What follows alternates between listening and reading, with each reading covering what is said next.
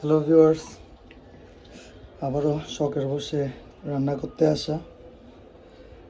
তো আজকে রান্না করলাম চিকেন দম বিরিয়ানি। অনেকদিন পর আবার ট্রাই করলাম, জানি না কেমন হয়েছে খেতে, বাট ফার্স্ট লুক তো ভালোই আসলো। আর ভাতটা বেশ ঝরঝরা হয়েছে।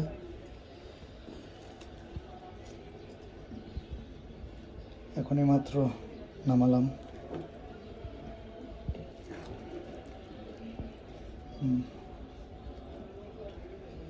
ও